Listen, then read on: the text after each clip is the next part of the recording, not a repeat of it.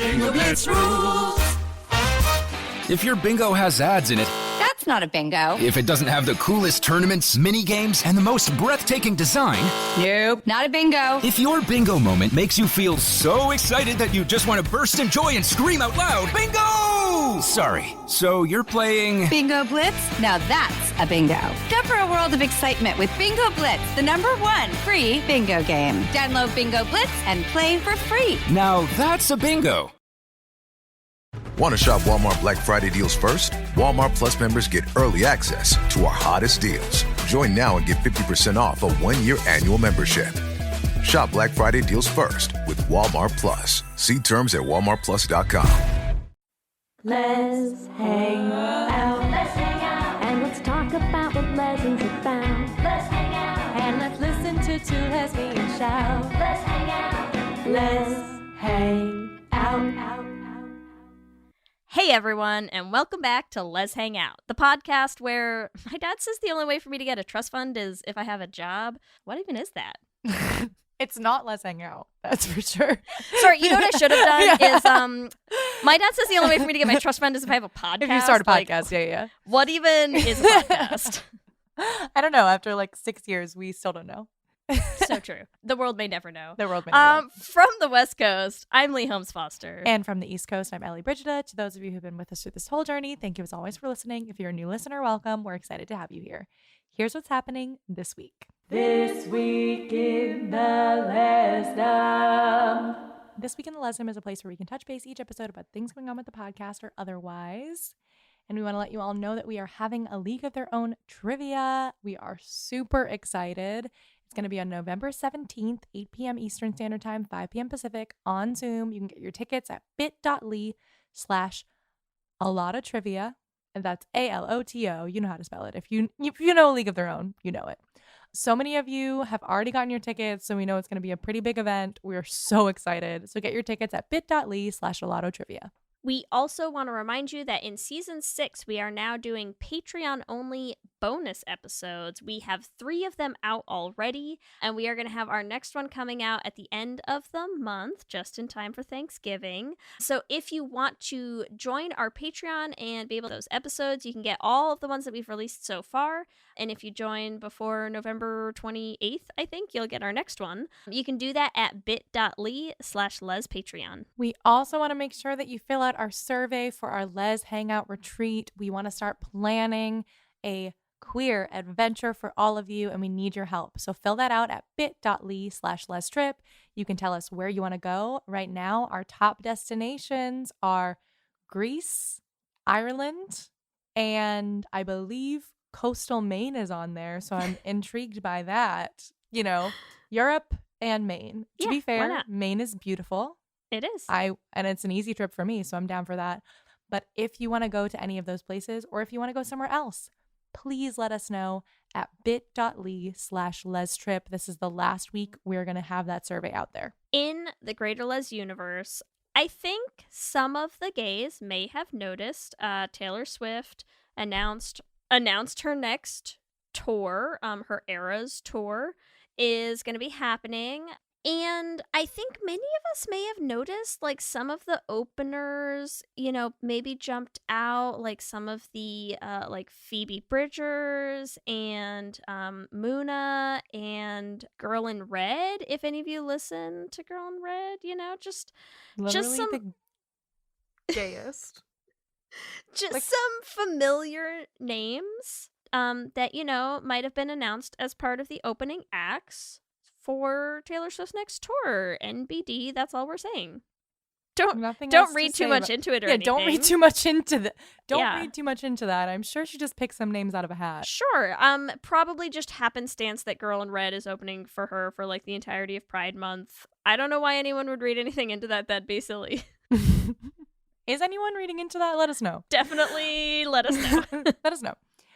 Also in the Greater Les universe, Halloween was last week, which we all know is gay Christmas. Super exciting. Some great costumes out there from the lesbian community. One of my favorites was Hayley Kiyoko as Velma. As we all know, Velma came out. Hayley Kiyoko also played Velma. So perfect. It's like a merging trifecta of the gay worlds. Yeah. Like a trinity from our lesbian Jesus. Amazing. Yes, loved it. Also, just in general, which we knew was going to happen, plenty of League of Their Own costumes out there. You all look amazing. Make sure you bring those costumes to trivia on November 17th. We'll see you there. Also, Chriselle Staus and G Flip dress as each other, which I feel like is just like the height of lesbian Halloween costumes. I like, mean, oh, I'm just going to dress as you and you dress as me. Is it, or is Cameron Esposito dressed as a Negroni Spagliato with Prosecco in it the height of lesbian You're correct. Because, I mean, I'm just going to say, like, there's queer costumes and then there's queer costumes, you know? Yep. So, speaking of queer costumes. Oh, yeah. Speaking of Negroni Spagliato, also, I think mine and Jana's Halloween costume is one of my favorites. I was Queen Alicent, and she was Princess/Queen Rhaenyra. Debatable where that stands for any of you who watch the show. And it was so fun. I just like, it was one of our favorite costumes to date. Incredible. They looked great. Looked real good. Like, we literally both dyed our hair for it. Yeah. Like, we ordered the costumes like perfectly. They were the exact right costumes. Like, we were having fun with it. And we also went into Whole Foods. I mean, we just got snacks for our night, but we were just cracking up, like, being in costume in Whole Foods. Nice. It was a wild night for us. I like how you're like, we dyed our hair, we like custom ordered these like perfect replica costumes, and I'm like, I ordered a $12 baseball cap off of Amazon, and that is the only thing I added to my wardrobe for my Halloween costume, where I did a deep cut Lupe Garcia, the Spanish striker, and then literally walked around with my kids, have like, you know, those little like plastic like t-ball toddler sets. Yeah, I had the baseball and the baseball bat from that, and then walked around the neighborhood with them to go trick-or-treating. Did anyone recognize you, like any of the other lesbians in the neighborhood? Absolutely not a single person. I'm sorry, but I do That's love okay. that you had, I mean, I'm sure if I look in my wardrobe, I feel like last year was like super easy. I was like, this is literally just my wardrobe to be Danny and Jamie from Blind Manor. Love a good blonde and redhead couples costume. I mean, just keep them made coming for you. Keep them coming. But I love that you didn't even have to change your wardrobe. You just were like, I did I'm nothing. gay. Nobody recognized me, but everyone online has been a big fan. You know? Oh, yeah. That's what matters. I mean, it is perfectly accurate for only buying one thing. Yes. So very impressed with you. Great. That's what's happening this week. Back to you, Ellie and Lee. Thanks, Ellie and Lee, and we are so excited to bring you episode 7 of season 6, Baby It's Joel Outside, and we have a very special guest here today. We are joined by Juliana Joel, who is a trans bilingual Puerto Rican actress who will soon be seen recurring on Showtime's highly anticipated American Gigolo, and has been turning heads as Disney Channel's first trans character on Raven's Home. On the big screen, you'll also see her in Absolute Dominion for Netflix Blumhouse later this year. And prior to that, she was selected among hundreds of hopefuls as part of the ensemble of ABC Disney's Television Discover's Showcase 2021. Juliana, thank you so much for being Oh my gosh, those intros. What a bio. You're so busy and doing everything. You all win for best intro out of all the interviews I've been doing. Those are very clever. That is what we pride ourselves on. Well, Lee in particular is very punny. Listen, we're in season 6 now. We decided way back, I can't even say way back in season 1, way back in the day when Ellie and I were just like dreaming up, let's have a podcast. We somehow landed on Lesbian Blues Clues as the vibe of how we were going to name everything. And all I have to say is 6 seasons later, we're consistent. I am both filled with regrets and also I still kind of love it. But yeah, I'm like trying to come up with like, what's our next stupid punny title? I mean, Lesbian Blues Clues. I'm intrigued now. I mean, like, most lesbians dress like Steve from Blues Clues, so like it works. So true. Okay, I was trying to think of what the main inspiration for that was. Yeah, you know, like I'm literally wearing a striped something. You right honestly now, but, like, are. You really are. And if my like pattern was on Lee's shirt, that's it. Yeah. Ellie, if you had like a really big ring notepad, do you have like a notepad lying around? And a giant pencil. I'm like, this is a visual gag for podcast, so it's not really gonna but I do have a notebook. Great. Quick, write some clues. Is it sad that I still remember the "We Just Got a Letter" song from Blue's Clues? No. Not unless you sing it. Right, Sing it, yeah. right now. Absolutely not. It was worth a try, though, right? The songs in Blue's Clues were awesome. I was like, but I also, in my mind, I literally just started going backpack, and I was like, that's from Dora the Explorer. Mm-hmm. But also, the music on that show slaps. Wow, Ellie, our 5-year-old audience is going to be really offended with you right now. How dare you? How dare you? No, all the 5-year-old lesbians in the audience. Is that what you're saying, Lee? Yes. Our younger demographic listeners are really they're never gonna forgive you. What show am I on? Podcasts are historically listened to by 5-year-olds. Even my kids don't listen to my podcast yet. Listen. Yes. But this is gonna be a chaos episode. I can't wait. We are not here to talk about Blue's Clues, Dora the Explorer, any of these other random things that have happened in the first 15 minutes of this episode. We are here to talk to you, Juliana. So talk to us a bit. The biggest thing and the most exciting thing that you've been doing recently, at least for us in terms of representation, is you are playing Nikki on Raven's Home, which is the first trans character on a Disney show, correct? Yeah, it's the first live action trans character, first out trans actor to be on Disney Channel, which to me is still insane to hear those words, let alone speak them, and realize that it's me. People always ask me, like, what does it feel like? And I'm like, I don't know. I really don't know what it feels like. It's been crazy in every way imaginable, both for me professionally as well as personally. As a human being, you know, we all dream, we all have dreams. At least I hope we all do. So to think back of my younger self, who I was a That's So Raven fanatic. Like, I would get out of school and I would rush home to watch That's So Raven. Raven was my best friend in my mind for years. She didn't know it, but Homegirl and I were best friends. And I just loved that show. And I also acknowledged back then how big that show was, to have someone like Raven, African American, who also was an image for girls who don't fit the like Barbie doll model. Because, you know, usually Disney, it's like perfect, pretty princess.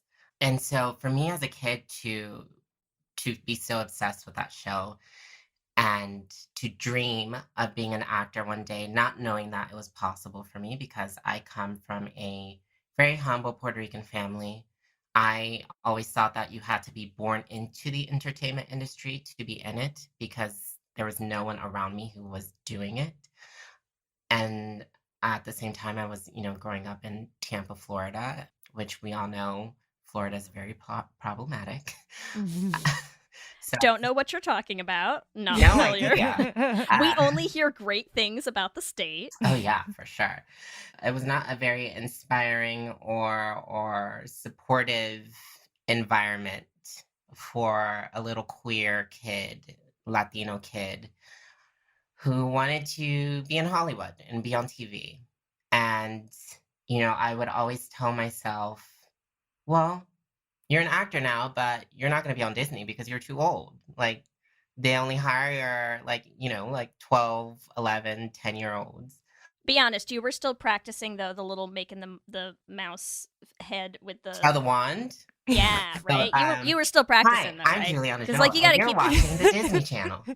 Yeah. Scribble. You gotta keep those skills Yes. tight. Like, you gotta still practice. I absolutely do still practice. I'm still waiting for that moment. Okay. But I'm ready. We're manifesting. I have the wand ready. I'm ready. I have the outfit picked out. I don't know if Disney will approve it, but I am ready for that moment. Wait, so what is the outfit? I don't want to learn it. All right. Okay, all right. we Listeners, approve the outfit. Imagine what you think this outfit is. Let us know. This should motivate listeners to advocate for me and write Disney and have them have Juliana have a wand moment. Like, sure, being the first trans actor on Disney Channel is cool and everything, but it's not going to be solidified until she has her wand moment. Yes. Let's start a campaign. This is it. Right now, this campaign is starting, and Disney cannot not listen. We need a hashtag. What's our hashtag? Okay, hashtag Give Nikki a wand. I'm not clever right now. Okay, great. I'll take it. Give Nikki a Yeah, walk. it's close enough. Close enough. Yeah, it'll work. So yeah, so to dream of being an actor, dream of being on Disney, and then telling myself, well, you're too old. And even if you weren't too old, if you were young enough to be on Disney, you're trans. When have you ever seen a trans person or character on Disney Channel? Before Nikki, there's an animated series called Owl House that has a non-binary character. But I'd never seen like a live action, like actual trans person on TV playing an out trans role on Disney. So never, honestly, I was like, okay, this isn't ever gonna happen. And then I get the call. I wish the call would have been like, you're Nikki, you're getting the job. But no, they did not write it with me in mind. Although I'd like to think that they did without me knowing. But yeah, it was typical Hollywood.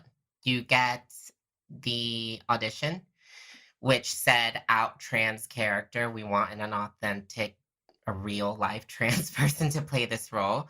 So right off the bat, I was like, oh, at least they're doing that right. Like, even if I don't get the role, at least I know whoever does get it, we're going to be good. Because we all know how it is. Not just Disney, but a lot of production companies like to not hire actual trans actors to portray our own lives. That's another rabbit hole we can get into later. And then I had a live Zoom audition, thanks to COVID. We haven't done in-person auditions in a while. And yeah, I was so excited for this. I went to Nordstrom Rack and I bought the girliest, pinkest dress I could find that I would never wear in my personal life. But I knew that this was the character. This was Nikki. And for those who haven't watched Raven's Home and seen Nikki, she's described as this early 2000s celebutante, like very Paris Hilton, Nicole Richie vibes. Has never lifted a finger in her life. Just very aloof. Means well, but not the brightest. Not the brightest girl. So I was like, okay, I need to look the part. So I go to Nordstrom Rack and I buy this pink dress and I put it on. The second I turn on the live Zoom audition with the casting director, she goes, that's her, that's Nikki, that's the character. And I'm like, okay, no pressure. Now I gotta like really act it well. Did it, went great. And then she goes, I love what you're wearing. I want to see the rest of it. Not knowing that under the dress, I'm wearing these like horrific sweatpants that you would never leave your house in because you're just home with like socks that don't match. And I was just like a mess under. Mind you, I'm also on my like self-tape setup, which is a mess itself. And I have like things all over the floor. And I'm like, how am I going to show her my outfit without looking like a psycho? And I was like, okay, give me like 2 seconds. And I'm like halfway pulling them down. And she's like, she kind of like rushed me. So I was just like, okay. And I took my computer and I panned it down and I showed her the rest of my dress with my sweatpants like halfway down, which you couldn't see. They were halfway down. Not the purpose of this story, but something people don't know about that little moment. And that same week, I got the call that I was Nikki.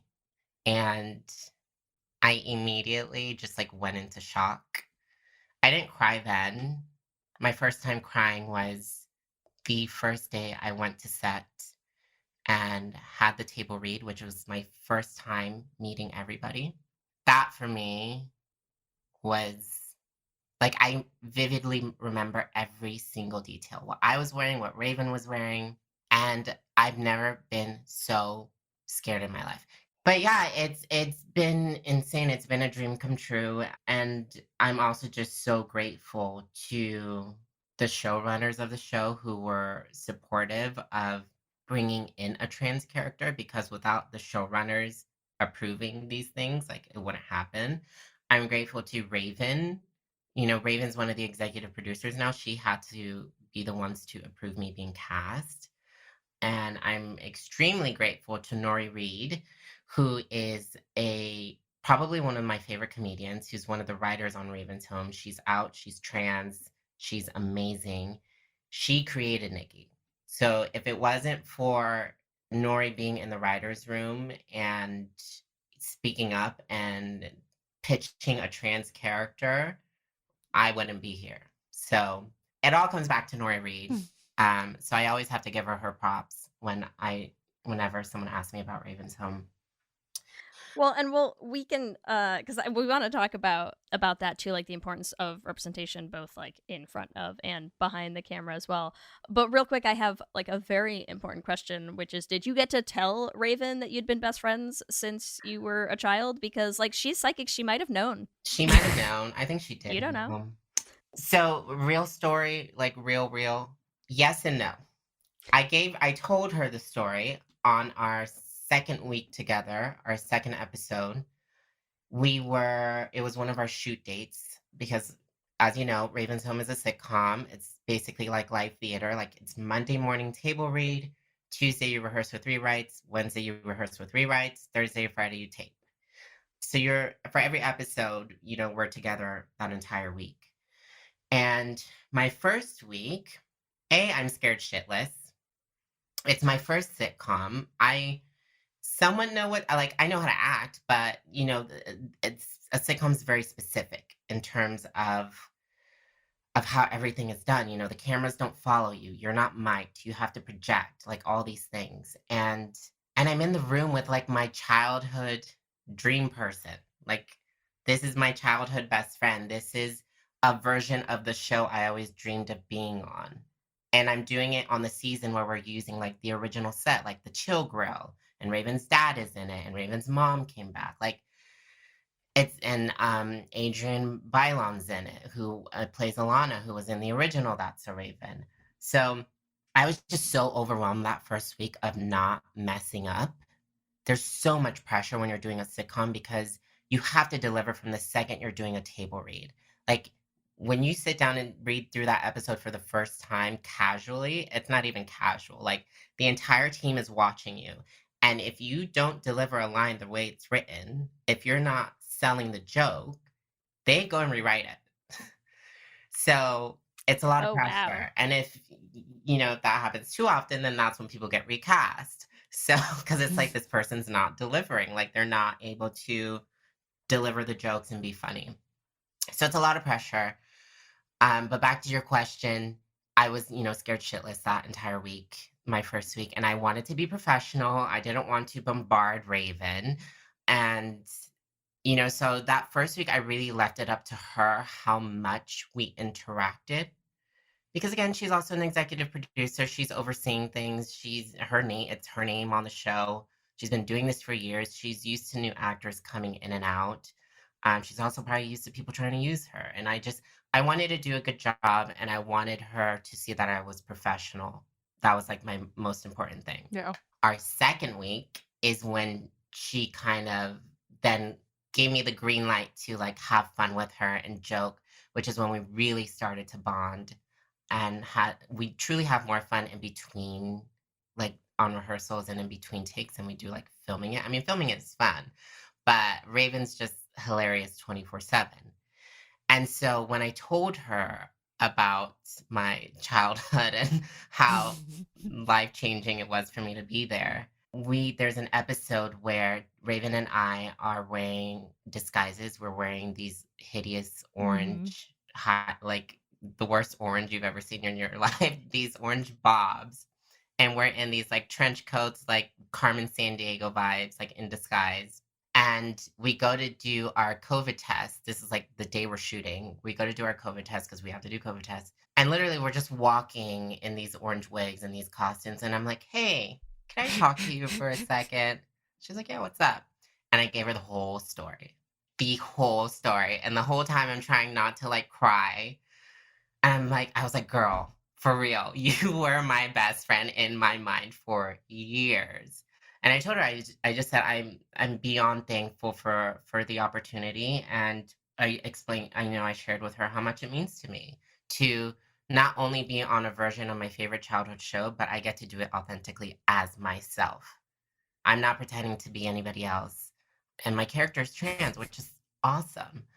And her response, I was expecting this, like, I don't know, like a hug and like, of course, and all this stuff. And her response was like, girl, you got this because you're talented. Like, that was it. And I was like, okay, that was a little underwhelming, but I'll take it. No, but she's great. Raven is truly, truly great. Amazing. I love to. I did watch that episode. I feel like that, like, how was that for you? Because I'm a huge That's So Raven fan as well. And I feel like that's a big thing of the show is like all the ridiculous costumes that Raven and Chelsea used to like get up to crazy shit.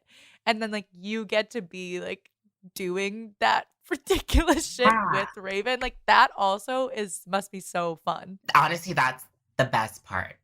Anytime I get a new script, the first thing I do is just like really skim it really fast to see if I get to wear anything like super fun. And when I read that episode and I knew I was gonna get to wear a disguise with Raven, I was like, okay, I made it. Like this is real. That's so Raven. Like if you get to wear a disguise, you made it. So yeah, it's a lot of fun. It's not easy. Like that wig, you think I just plopped it on, but no. Like it was like 2 hours of me in the chair, like getting my hair like pinned a certain way, and then wearing the wig. And also, what a lot of people do, actually nobody knows this. That episode, without me knowing, of course, at the time, that episode I had COVID, Oh my God. and I did not know. I did not find out until that night. I get home and Disney calls me, and they're like, "You have COVID. Like you're positive." And I was like, Oh my God. no Oh wonder my god. no wonder my energy was so low. I mean, I wasn't feeling sick. Obviously, if I was feeling sick, I would not have shown up to work. Anyway, so just a little behind the scenes story. of Behind the that. scenes. You heard it here COVID first. scoop. Yes. There Um, must be, you know what's crazy though, is like there must be so many episodes of things these days where that's the case, because Yeah. it's like there's so much testing in like I feel like Yeah. Hollywood's one of the few Like, places that's COVID still COVID protocol on these sets is no yeah. joke. Like from the second we step onto the studio lot, like we have to wear masks. Like all of our rehearsals, we're wearing masks, which makes it very difficult because this is a comedic show, and you don't get to see what people are really doing or how they're expressing their face until the day of taping. So you don't even really know if it's working or not because we're Yeah. masked the entire time. But yeah, shout out to our COVID team. They're amazing. They keep us all safe. But I unfortunately, and not knowing, had COVID that episode. And then Disney called me and they're like, we need to do contact tracing. Who have you been? I'm like, I just spent 12 hours on set breathing into Raven's face. So you might want to call her. And also, don't tell her it was me because I don't want her to hate me. You're like, start with number 1, my bestie. Start with but my also- best friend. But luckily nobody got it. I did not get anybody sick. Anyway, that's not the point of the story.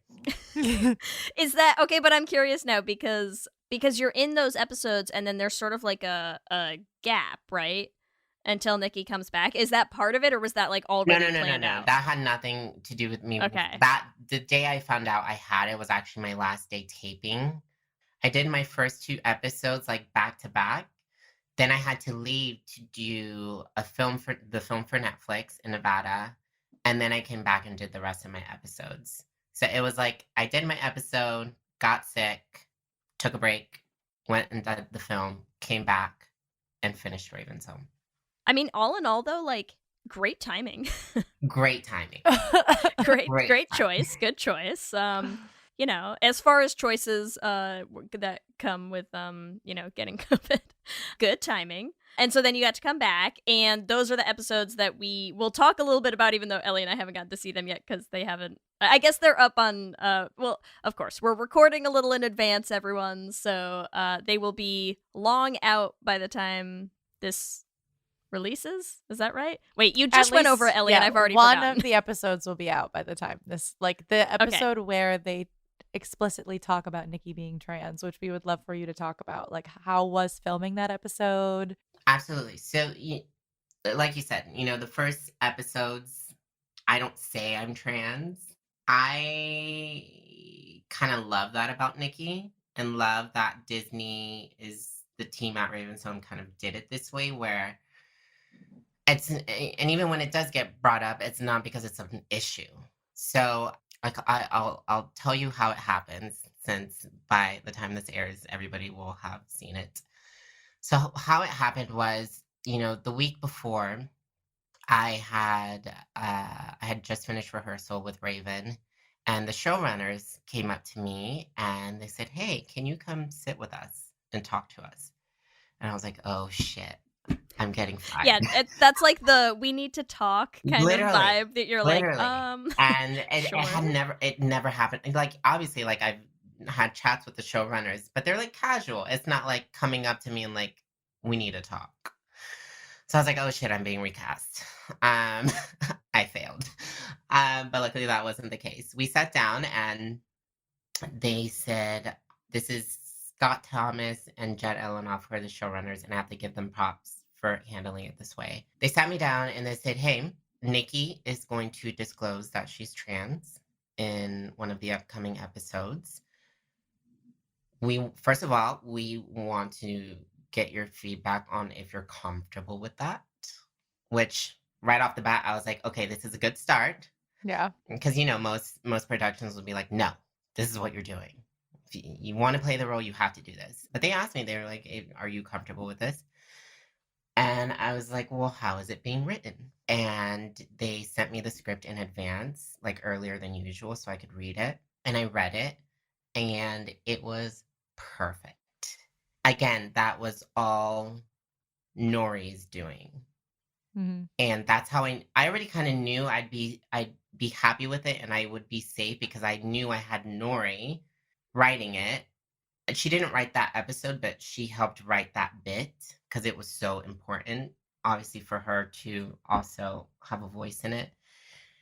And it is genius because it's so simple. And how it happens, spoiler alert, spoiler Yeah. alert, spoiler alert, spoiler alert, if you don't want to know before seeing it. How it happens is Raven and I are going to Donna Cabana's fashion factory. If you watch That's a Raven, you know who Donna Cabana is. She is back on Raven's home. She is like Raven's fashion nemesis, basically. We're going to Donna Cabana's fashion factory, and I am excited because I love fashion. Nikki loves fashion, and I stop Raven, and I say, "Hey, Raven, I really want to go with you, but I'm nervous. Do you think people will know that I'm different?" By the way, I'm like paraphrasing because it's been so long I don't remember the exact words. And Raven says something along the lines of, "Oh, I know what this is. You're not different because you're transgender. That actually makes you amazing and beautiful." And she gives that little sentence, and the whole time I'm just like deadpan staring at her, like, "What are you talking about?" And then my response is literally, "No, I'm not different because I'm trans. I'm different because I'm an heiress, and I don't want people to think that I'm not better than them." That is literally how I disclose being trans on Disney Channel. Incredible. So yeah, so we don't make it a big deal. I don't know if in future episodes they will, dive into it more. But in my personal opinion, I thought this was perfect because the whole point of seeing Nikki on the show is for people to see that we are human. We live normal everyday lives. I mean, not all of us are heiresses and have, thousands of dollars in a trust fund like Nikki does. But to see a trans character who is just being herself, living her life, living her fabulous fantasy life, and to see that on the show, even the way Raven approaches it is like, girl, like, no, like, you're amazing, you're beautiful. To me, it was perfect. And I'm really grateful, A, that they approached me first to kind of clear it with me first, because it made me feel safe, which has been amazing on the show, to feel like you're actually welcomed and supported. Because let's be real, Disney has not always been perfect. There was the whole "Don't Say Gay" drama.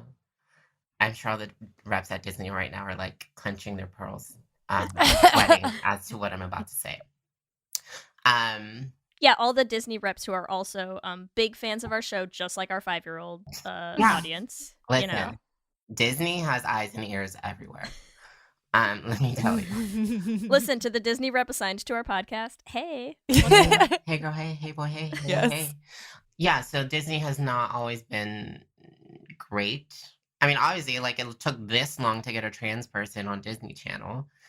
Not knocking you, Disney. Don't fire me. I still love you. I support you. I'm very proud of you. But, Nikki came like a few months after that whole drama with the Don't Say Gay. This episode is sponsored by BetterHelp. And as we head into Thanksgiving time, I want to start by thanking my wife, Kelsey, who has not only listened to just about every episode of this podcast for 8 seasons now, but who also is the only reason I'm able to make time to record it every week. She takes the kids, gets them dinner, and gets them ready for bed just so that Ellie and I can come on and yell about gay things into each other's faces for an hour. So here's a reminder to send some thanks to the people you're grateful for in your life, including yourself. I've been in therapy for a long time now, and one thing that's so important about therapy is how it teaches you to be more intentional.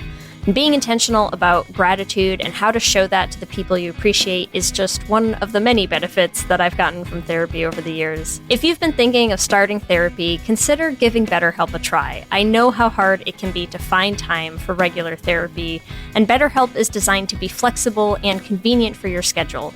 You can fill out a brief questionnaire to get matched with a licensed therapist, and you can switch therapists at any time for no additional charge. If you want to start being more intentional about gratitude in your life, visit betterhelp.com/letshangout today to get 10% off your first month. That's BetterHelp, HELP.com/letshangout. Let's hang out. You chose to hit play on this podcast today. Smart choice. Progressive loves to help people make smart choices. That's why they offer a tool called Auto Quote Explorer that allows you to compare your Progressive car insurance quote with rates from other companies. So you save time on the research and can enjoy savings when you choose the best rate for you. Give it a try after this episode at progressive.com. Progressive Casualty Insurance Company and Affiliates. Not available in all states or situations. Prices vary based on how you buy.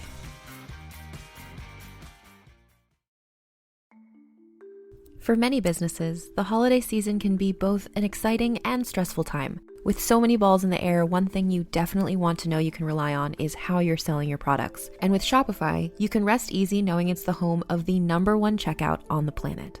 Nobody does selling better than Shopify. And when it comes to successful brands like Aloe, Allbirds, or Skims, an often overlooked secret is all the things that go on behind the scenes that make selling and, for shoppers, buying simple. For millions of businesses, if you take a peek behind that curtain, you'll see that Shopify is what makes it all possible. Shop Pay boosts conversions up to 50%, so that's more happy customers and way more sales going. It's true all the time, but especially this time of year, your commerce platform better be ready to sell wherever your customers are scrolling or strolling, on the web, in your store, in their feed, and everywhere in between. Businesses that sell more sell on Shopify. Upgrade your business and get the same checkout we use for Realm merch with Shopify. Sign up for your $1 per month trial period at shopify.com/realm, all lowercase. Go to shopify.com/realm to upgrade your selling today. Shopify.com/realm.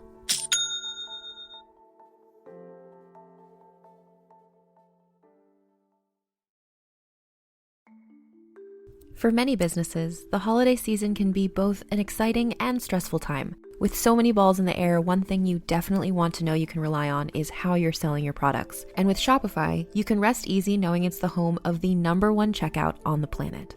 Nobody does selling better than Shopify. And when it comes to successful brands like Aloe, Allbirds, or Skims, an often overlooked secret is all the things that go on behind the scenes that make selling and, for shoppers, buying simple. For millions of businesses, if you take a peek behind that curtain, you'll see that Shopify is what makes it all possible. Shop Pay boosts conversions up to 50%, so that's more happy customers and way more sales going. It's true all the time, but especially this time of year, your commerce platform better be ready to sell wherever your customers are scrolling or strolling, on the web, in your store, in their feed, and everywhere in between.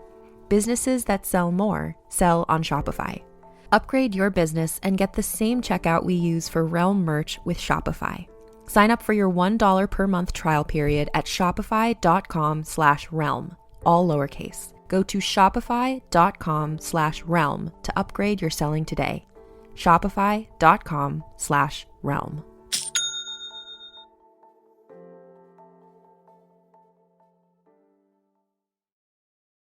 Bill. So when I went in, to go for like my first week, I part of what made me so nervous and scared and like got into my head was I didn't know how people were truly going to react towards me being there.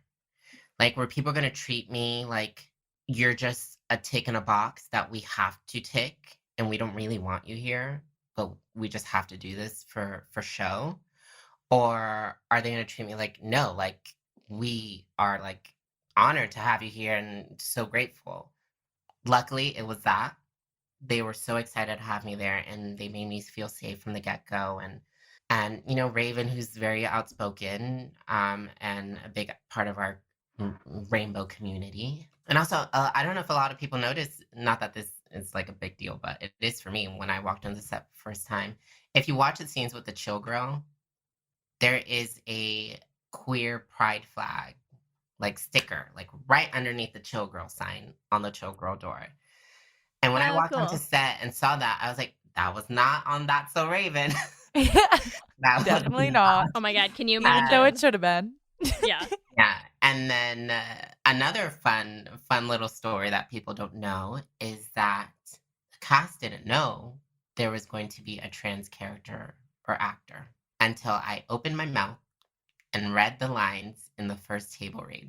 And I felt everybody's eyes just like shoot towards me and they were like dead staring at me. And I'm like, y'all okay? What's happening? Yeah, nobody knew. That's incredible. And I didn't know that until I was in one of the dressing rooms with one of the actors, Felix, and some of the other people who plays Neil. And they're like, wait, Nikki's trans? And I was like, yes. And they're like, we had no idea. I was like, surprise. Because again, we didn't make it a thing. Obviously now the world knows Nikki is trans, and that has been quite interesting.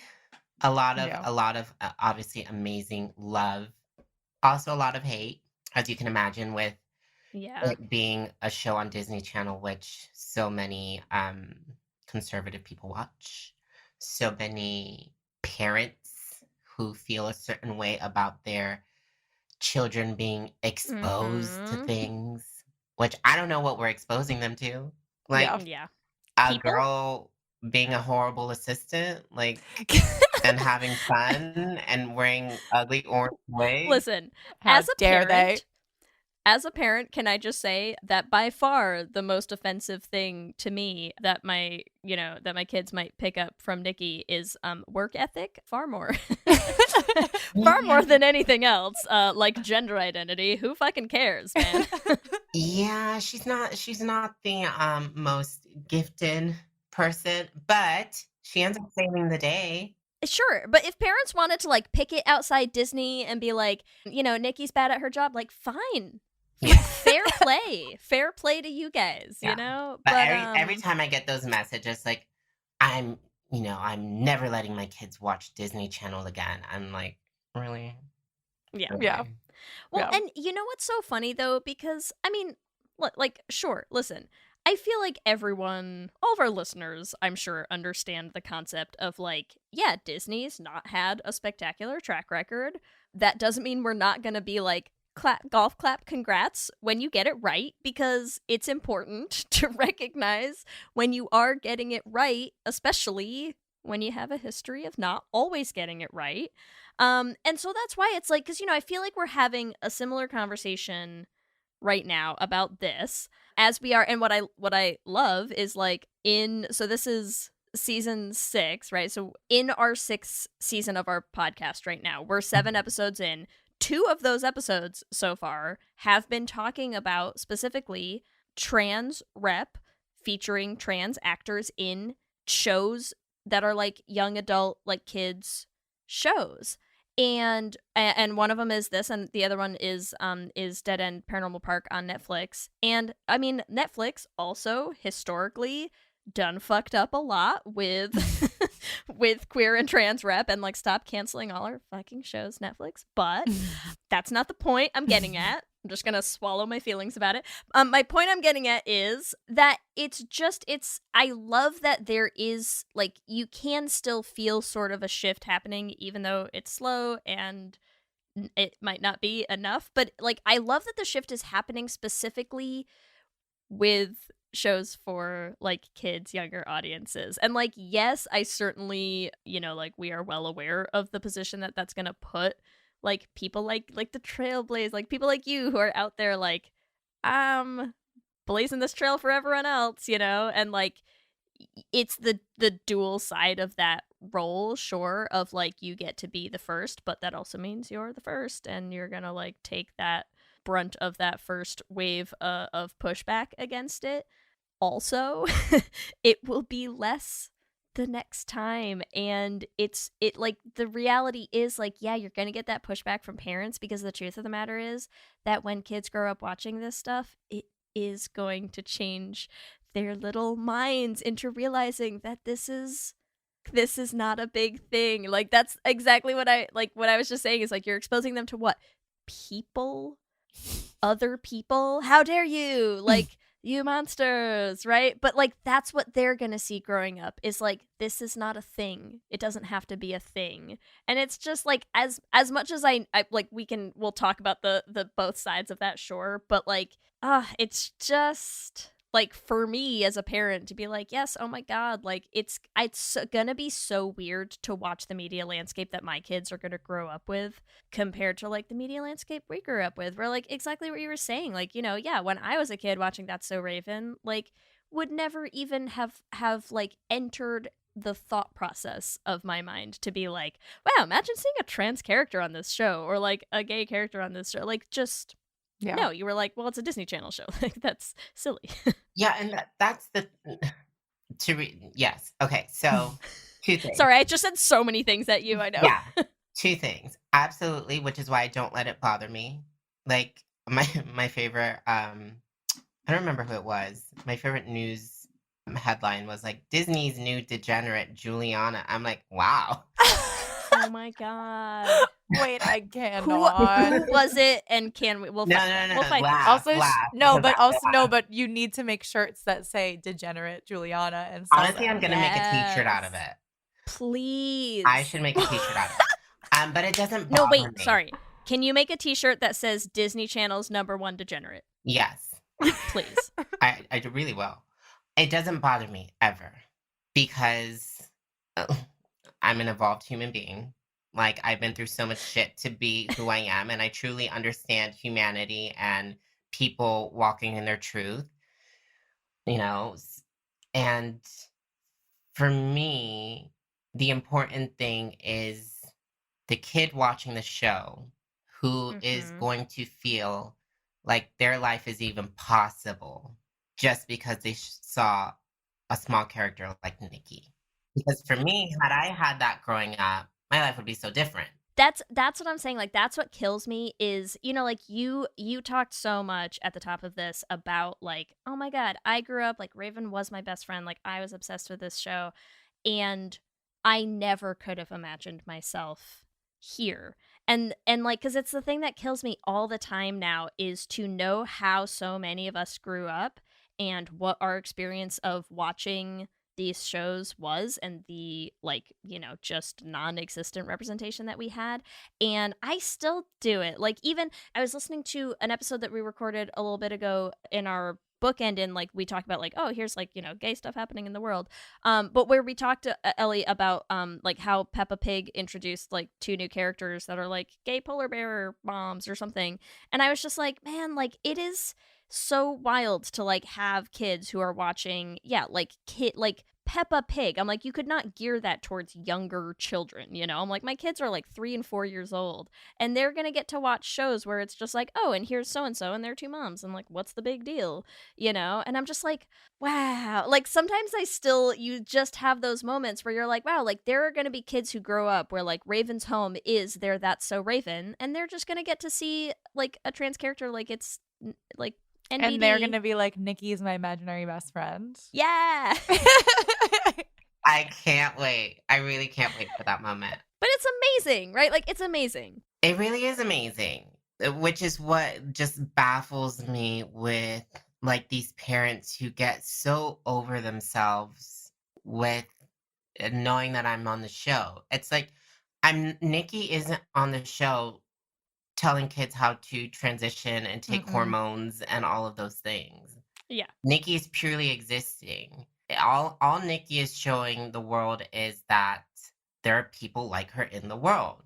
So for you to get so upset that your kid is seeing what they're going to see growing up, they're going to have trans classmates, they're going to have trans teachers, they're going to have trans boyfriends and girlfriends. They might be trans themselves. Like, seeing Nikki is not going to force your child to transition. It's just showing them that trans people exist in the world. And here's what I think is the funniest thing, especially when you do, like, when shows do, like, kind of nail it in ways where it's like, even without having seen the episode where, like, you know, Nikki sort of like officially comes out as trans canonically yet, the reason that I already know that it's just like, it's gonna have nailed it, even if they had like completely dropped the ball on the coming out dialogue, like, the reason that it still did something right is that these parents didn't care until that episode. And you know what? Nikki was just as trans the first 2 episodes. And like, here's the thing that, like, as soon as you cast your representation authentically, you automatically get that win, right? Because it's like, listen, if Nikki didn't bother you when she was just being like a ditzy bad at her job, like Airhead in the first 2 episodes, she was trans then too.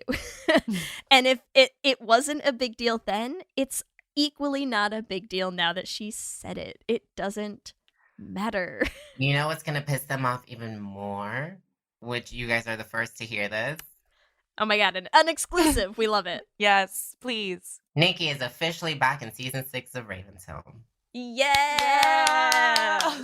We just and got of course, renewed. she's back with tips on how to transition. I mean, obviously. Obviously. Get your notepads ready. I'm going to teach you about HRT. Kelly, get the big notepad ready. So we just got officially renewed for season 6, like, I don't know, like a month or 2 ago. But I literally did not find out I was a part of season 6 up until like 2 days ago. So we love so an exclusive. Exciting. That's very incredible. Exciting. I know we've been talking about this, but I want to specifically talk about just the point of Nikki being a character who lives in this world and also experiences joy. Like, we have seen, we talk about this on our show constantly, but like, there's a huge history of LGBTQ rep that is depressing as hell, right? Is like, if you are a member of the community, here's the life you can expect to live, and it's going to be depressing and horrible, and like, you will be persecuted because of it. And like, of course, that still very much exists. Here's your old-timey early death. Yeah, okay. But I think like, the more we see that it's possible to be trans and live a happy life, that in itself is so important. So to have a trans character on like a comedy, on a sitcom, I feel like is also a huge win. Like, the particular way that we have Nikki portrayed. It definitely is, because like you said, you know, in the past, you know, the majority of our representation when it comes to, you know, trans women specifically is we're the corpse on Law and Order SVU, we're the junkie, we're the prostitute, we're the murder victim. We get, you know, thrown on the streets by our families, we're homeless, we have to sell our bodies. Those, which, yes, a lot of those stories are very real for our community, but those stories will never change in real life until we change them in media. Yes. And what I mean by that is, the reality is that the majority of the people on this planet do not know, have never met a trans person, let alone knows one personally. So how they're going to base their views, like most people do in this world, is by what they see in media. And to be a community, to be trans in a world where, you know, when we're living in a world where we have lawmakers telling us we don't deserve basic human rights, and you add that to media not representing us positively or barely at all, how else do you think people are going to form their opinions towards us and treat us? You know, I always explain it in the way of like the Cosby Show. Before the Cosby Show, the majority of the world had not ever seen a Black family living a normal, successful life where the dad is a doctor, the wife is a lawyer, or I don't remember what her job was. And they're living in this beautiful house and have the kids that go to college. Like, up until that point, nobody saw that on TV. And it shifted people's ideas and views of the Black family. It's the same thing with us.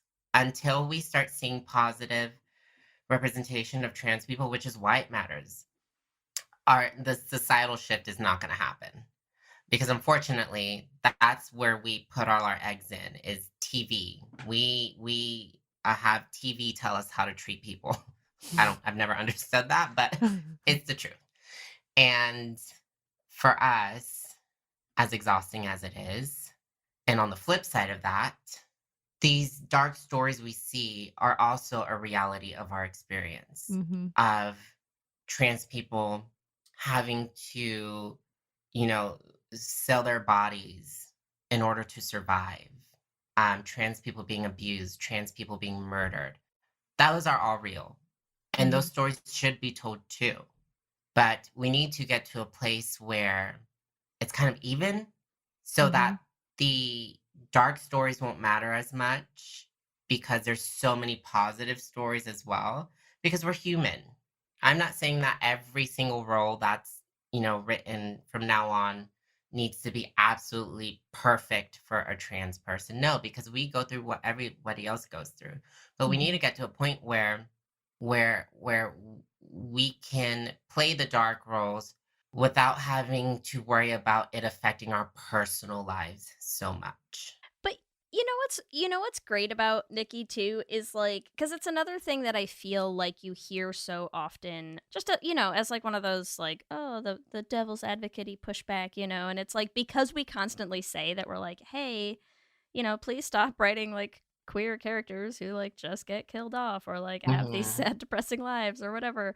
And so I feel like it's also this thing where people are always like, oh, like the minority communities and like they can't be the butt of the joke and the whatever, and like you can't like make fun. And it's like, that's absolutely not true. Like, Nikki is a ridiculous character in so many ways, and it's like, but what's ridiculous about her isn't that she's trans, and like that's the thing, is like, that's the piece that people miss so often, where it's like, yeah, absolutely, just like write them like you would write any other character. Like, Nikki is the butt of the joke all the time. Yes, exactly. But it's because she sucks at her job. Not because of who she is. Exactly. And it's like, because the thing is, if you did it the other way around, it would look so insane, right? Like, can you imagine if you wrote a character where you were just like, the punchline of every joke is like, because they're straight, womp womp, and you're like, what? Like, what are you even talking about? Like, yeah, don't do that.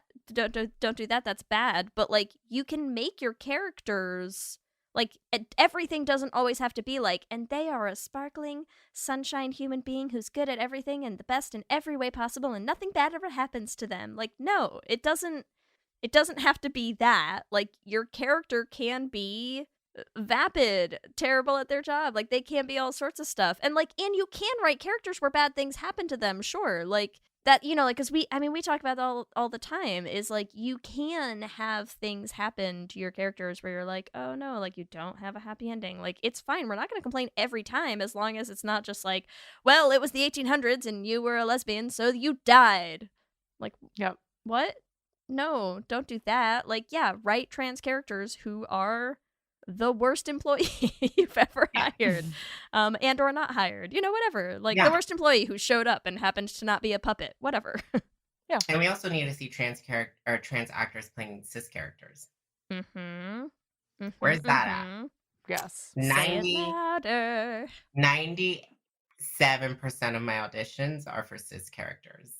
Yeah. But it's so difficult to book a cis role as a trans person. But like, your agent is sending you cis roles, so like, hopefully there's a shifting tide of like, that this is going to be more prevalent.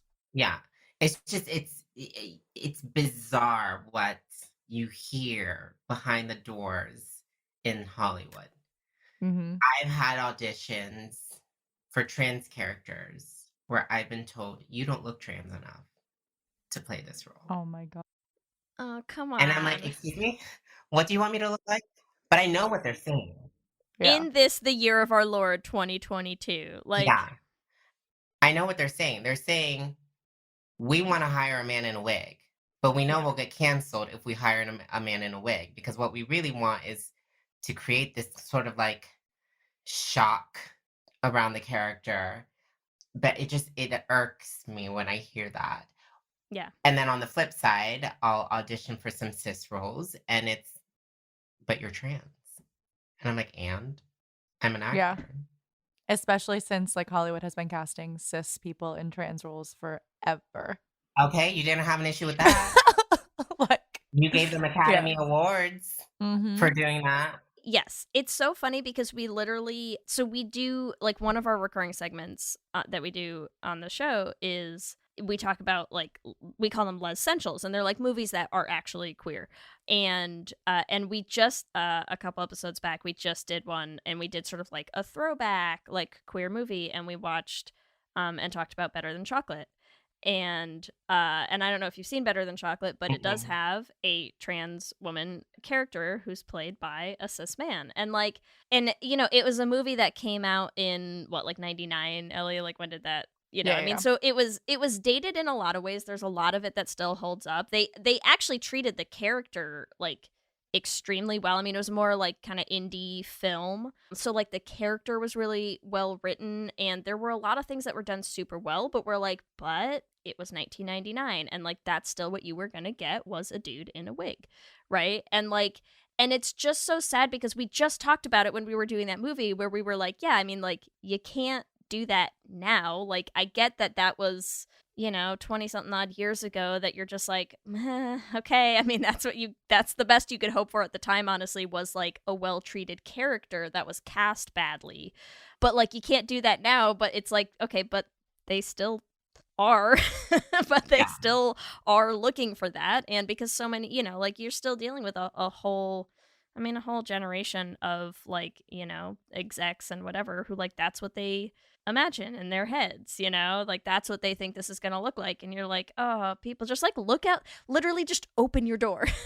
Open your door and look outside. Like that's not the world anymore, you know. And it's just like, it's so sad, and you kind of want to like beat them over the head with it. But I think that's why it's so great to know that like, yeah, people are going to be growing up with such different representation and such different like opportunities, even if it's not everywhere, even if it's not like every show and it's not everybody getting it right all of the time. It's just like, I don't know. It's like sometimes you just want to be like, sigh, yay. You know, it's like both of them at the same time is sort of where I'm at sometimes with it. But that's why it makes me so happy, because like, to be honest, you know, we were just saying like the episode where Nikki comes out, like we hadn't seen it yet because it hasn't, I think you said it's out on Disney Plus, but it's not out on cable yet. So yeah, it's like, to me it was so fun to just be like, oh, so cool, like here's a character who's like trans, played by a trans actress, and like it's not even worth mentioning. You know, I'm like, you haven't even come out and said it. And like honestly, if you never had, I'm still cool with it. Like obviously it's cool that you did, and like I'm super excited to watch that episode too. But it's like either way, it just doesn't matter, because like it's just like the rep is still there, and it's still authentic, and it's still real. And it's still there for kids to see it, and it's all good. I totally agree, and I would have been completely fine if Nikki didn't say she was trans. There's this weird thing happening in our community where, I get it, some people like need like for things specifically to be seen and be said and happen. But I remember when Nikki first was announced and all the press came out, and people watched the first episode, there were like so many people livid that she didn't talk about being trans, that she never said it. And I was like, I have to say it for it to be real, for me to be real. Like what? Like it's a weird. I don't know what that is. I can't fully speak to it. It's a pocket of our community that I think wants extreme representation. I totally get it, and I understand it in some ways, but when I read all those comments, And it was just like, guys, like, first of all, Yeah. it was her first episode. Like, give her a minute. Yeah. Do you just walk into a room and say, "Hi, I'm Juliana, I'm trans"? No. And if you No. do, good for you, but that's not what I do. Yeah. Because it's not my full identity. Like, it's just a part of my story. But when I Yeah. read all those comments, I was like, Jesus, you can't win. Like, Yeah, I mean, I think it is tough. Our community, like the straights are tough, but like our community is really difficult as well. oh yeah. Like it's like Yeah, like back off, you straights. can- We've got our own shit that we're Yeah, all yeah, dealing yeah. with. Like we already have Let people us deal with fighting our own within garbage first. community. Yeah. Yeah, yeah. Oh man. But yeah, I mean, I feel like we've discussed a lot about Nikki in what we've seen so far. Before we wrap up, you said Nikki's going to be in season 6, which is super exciting.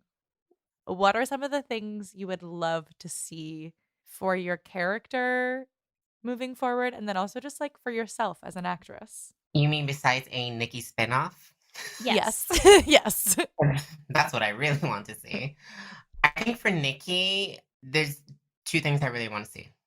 I would love to see, and obviously it's Disney, so you can't go too far with it. And it would have to be a new character on the show because everybody else is a minor. But I would love to see Nikki even have just like one episode where she's like on a date or something, Mhm. like some sort of like somewhat of a love story. Obviously, more scenes with Raven because when we're together is when the magic happens. Mhm. But I'd really love to see Nikki have scenes with Michael Michelle, who plays Alice, who plays Mhm. Raven's niece, because she's the smartest one on the show. Mhm. And that little girl can act. Yeah. She's so talented and so funny. And even when you watch her in rehearsals, she walks around with her, she reads her sides off of a little kid's iPad. Oh And the my rest of us have like the God. printed script, and she walks around her little iPad, and she never misses her mark. Like that girl is going to be one of the biggest stars in the future because she's so talented. But I think it would be so funny to see her interact with Nikki because Nikki is, I don't want to say dumb, but she's very aloof and not the brightest. Mhm. And Alice is so smart and so young. So I feel like that would be like comedic gold if we saw them together. Besides that, for me personally, as an actress, I say this all the time because I'm trying to manifest this shit. So if you know anybody, call them. My gold star in my career is to be a Marvel superhero. Nice. Yes. I'm a nerd. I'm a nerd. I love superheroes. I love comics. It's what I've always dreamed of. I don't need to be the first. I do not need to be the first. I just want to be a superhero in the Marvel verse. I'll also be the villain. I can be the villain. I play evil very well. Nice. So I would love to see that. Give us like an evil laugh, an evil catchphrase. What would we be working with here? Oh gosh, you're putting me on the spot. What if Sarah Yeah. sees this? No. We're not going. We're not All going. right, there. all right, wait. But have you seen She-Hulk? Have you been watching that show on? I feel like She-Hulk season 2 would be if you were on it, because I'm like, I love Tatiana Maslany. She's the one who's playing She-Hulk. I feel like you could rock something in the She-Hulk universe. I would love Yeah. to. Besides that, I would also love to do. I would love to do a trans love story. We Yeah. rarely ever get to see that. Or Yeah. even if I got to be like on Euphoria and play Hunter Schafer's girlfriend, Yes. down for that too. But my dream would be to have a film, a beautiful film made that is like a trans on trans love story. I love that. It could be a trans man, it could be a trans woman. I don't care. Because again, we don't really get to see that.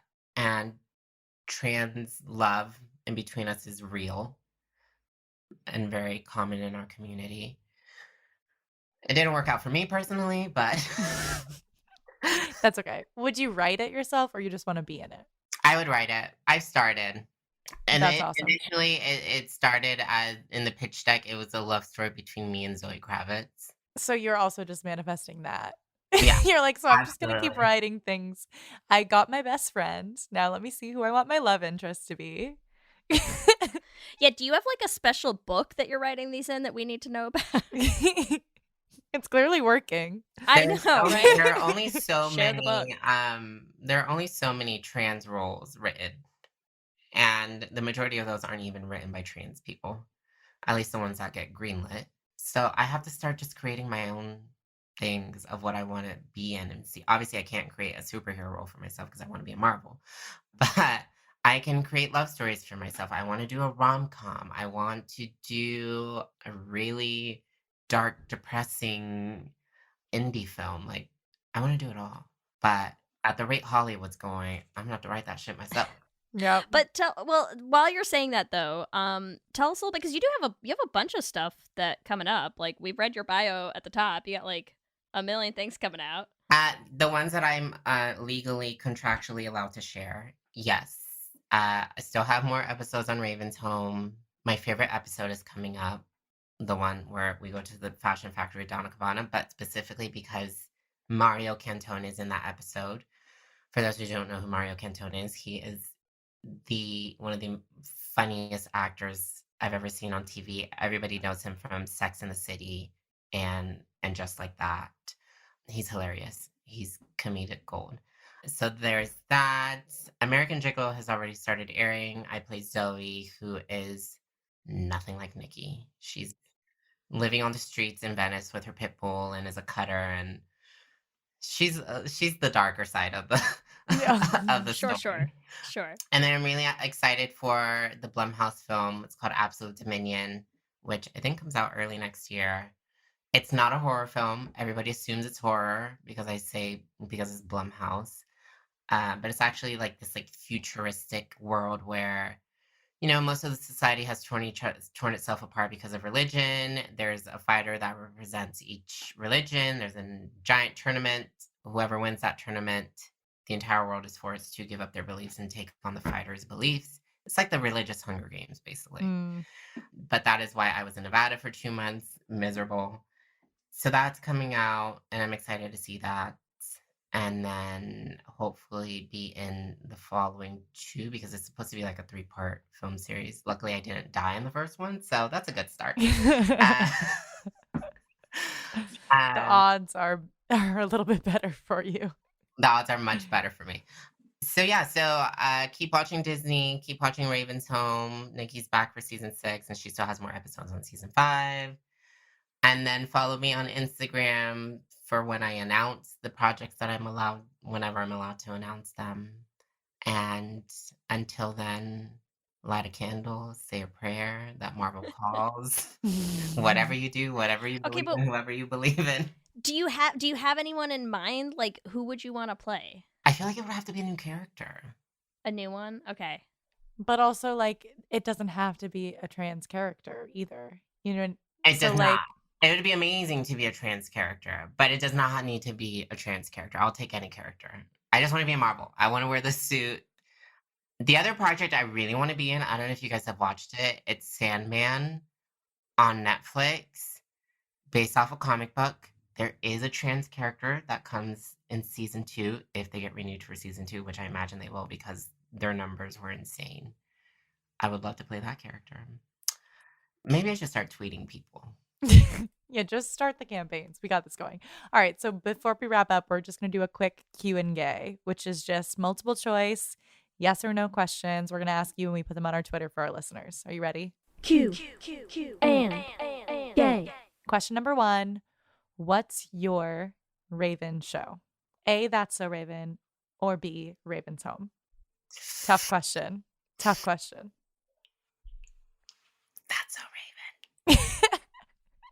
Whisper it. That's So Raven is classic, but I do have a soft spot in my heart for Raven's Home as well. It still has all of the beautiful parts that made That's So Raven so great. It does, which is why I love it, and which is why I think people still watch it, because it's not just kids watching it, it's our generation still watching it. Oh yeah, I watch it. I have been watching it. It's still funny. Raven is still hilarious. We obviously tackle some topics without being too extreme. But yeah, I totally get it. I love Raven's Home. I love being a part of it. It's a dream come true. But That's So Raven is what started it all. So yeah. Understandable. I mean, It's a classic. You can't go wrong. I know. Question 2, Juliana. What are your dreams for Nikki next season out of A, more costumes, B, romance, or C, being better at her job? Definitely not C. No one wants that. That would make my job as an actor more difficult. I'm just kidding. It's much easier when I can just be bad at my job. Definitely not C. I would love to see romance. Again, a little complicated on Raven's Home because everybody's a minor. Yeah. But so we would have to introduce someone new. And then definitely more costumes. I want to wear all the disguises. I want to live in a fantasy world. All right, question number 3. What early Disney Channel show did you dream of being on? A, That's So Raven, B, Even Stevens, C, Lizzie McGuire, or D, Wizards of Waverly Place? That's so Raven. You're living the dream. I'm I know, literally right? living my dream. Lizzie McGuire is a close second. That's fair. Close That's fair. second. You're gonna notice these might all be a little biased for your answers. That's okay. I was gonna say. Well, it's because we want to get your answers on the record, but we're also gonna put them up on our Twitter for all of our listeners to answer. So, question 4. No bias here. What's your favorite kids, young adult trans rep on TV right now? Out of A, Raven's Home, B, Dead End Paranormal Park, or C, Owl House? Raven's Home. Good. No bias. No bias here. No bias. All No. right. Question number 5. Which Marvel character do you want to play? A, Squirrel Girl, B, Amora the Enchantress, C, Moondragon, or D, Gwenpool? Listen, I want you to know that I did really quick have to look up who are Marvel characters who have not yet debuted in the MCU. So I'm just giving you some options. You don't even need to know anything about the characters. Just pick like the coolest name. I mean, Amora the Enchantress sounds dope. Right? Yeah. It does sound dope. I will say though, just as like some context, as I scrolled by the characters in this list, Moondragon is the one where they say that they think that they'll never premiere her in the MCU because she's too gay for Disney's red state friendly sensibilities. So just throwing that out there. I don't know who any of these characters are personally, but yeah. Can you really ever be too gay though? You know what I mean? Like For what our is- sensibilities, never. Yeah. The limit does not exist. It does not exist.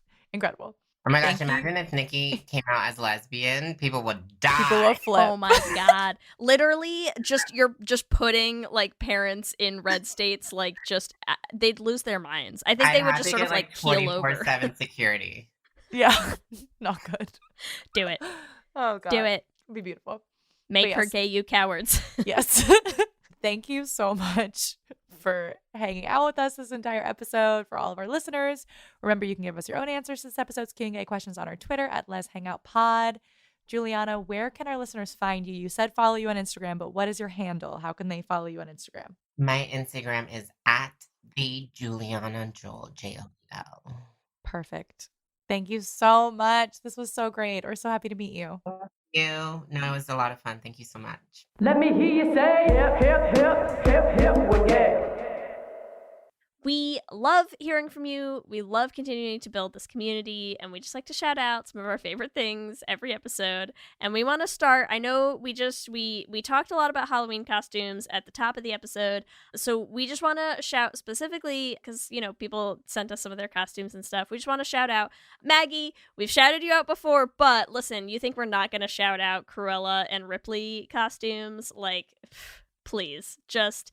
Incredible. Costumes looked great. Super, super happy to see them. Please always send us all of your costumes. We love it. Halloween or not, just like send us whatever, Yeah, whatever you're wearing. If it's whatever a super you're gay wearing, outfit, just send it. just send it. Yeah. Love it. Also on our TikTok, we've said this before, but I'm loving all the comments. So we did a Should Have Been Gay on Bennett Like Beckham. And so many people, first of all, many people commented like, wait, I thought this was actually a gay movie. Yes. It is not. The It is- collective amnesia that we seem to have around this movie is incredible. Like, it is, quote unquote, but like, it's not, everyone. Like, it's not canonically queer. We just see it as such. And so did you, which we understand. So here's a comment. I watched this when I was 8 or 9. I remember it being gay, ? Interesting. From at why am I on this app 2325. And I understand. But yeah, you were just projecting what you wanted to see. And so are we. We get it. So true. You weren't wrong. Yeah. We always want to thank our Lesbian Jesus patrons, Mark Foster, Tanya Ferguson, Jacqueline Rose Nishino, Sarah and Julia, Alana Rosen, Lizette Stye, Adi Benitez, and Fiona W. and our King Princess patrons, Amy and Ellen, Julia Gonzalez, Leah Hendley, and Andrea Doucette. Thank you all so much. We could not keep making this podcast without all of your support and all of our support from all of our patrons. You're all the best. We love you all so much. Remember, you can also find us on all the social medias, Instagram, Facebook, Twitter, and TikTok at Let's Hang Out Pod. You can email us at letshangoutpod@gmail.com. Or check out our website at letshangoutpod.com. Whatever app you use to listen to podcasts, make sure that you subscribe. That way you'll get new episodes as soon as they go up. We also post videos on our YouTube channel, so make sure you subscribe at youtube.com/letshangoutpod to catch them. Let's Hang Out is an independently produced podcast. It's hosted by us with audio production by Ellie. Our production assistant is Krista Murison. Many various other things get done by me. If you want to support our little independent team, you can rate and review us on iTunes or wherever you listen to the podcast. It really helps other people find the show and tell them, hey, this is actually a good show. You should listen. So do it. If you want to help support us financially, one easy way to do that is to join our Patreon. You get access to ad-free episodes, all of our Les Essentials viewing parties. You can join our Discord chat where we have so much fun. We have so many channels in our Discord chat right now. Lots of stuff going on. And it's just a blast, and it helps us continue making this show. So if you want to do that, you can join at bit.ly/lespatreon. If you want to get some Let's Hang Out merch, you can get that at bit.ly/lesshop. We also are retiring one of our designs, which is our lesbian fandom tote bag tee. So if you want to get that, you've got to get it this week because it is going away. And that's at bit.ly/lesshop. And remember, we have a queer production company making queer podcast musicals with guaranteed happy endings that you can find everywhere at Dollar Bean Prod. Or at our website, dollarbeanproductions.com. You can listen to all of the episodes of our first show, The Flame, on any podcasting app. And if you want to help us support us in making more musicals, you can join our Patreon at bit.ly/dollarbeanpatreon. If you want to follow us individually, you can find me on Instagram, Twitter, and TikTok at LSH Foster. And you can find me on Instagram, Twitter, and TikTok at Ellie Brigida. With that, I'm Ellie. And I'm Lee. And let's hang out again soon. Let's hang out.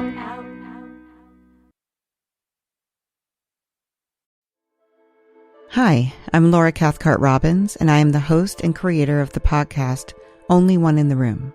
Every week, my co-host Scott Slaughter and I invite you to join us and lose yourself in someone's incredible Only One story. We talk to real people dealing with issues like infertility, the death of a loved one, human trafficking, and women who, fake it. Oh, and we want to be fair, so we talk to celebrities too. Emmy winners like actor John Cryer, supermodels like Amber Valletta, and rock stars like Ryan Dusick. Everyone is invited to share their Only One story with our listeners. With 21 seasons and counting, we guarantee you that Only One in the Room has a story that you'll connect with. This podcast is for anyone who has ever felt alone in a room full of people, which is to say that this podcast is for everyone. Download Only One in the Room on Apple or Spotify today.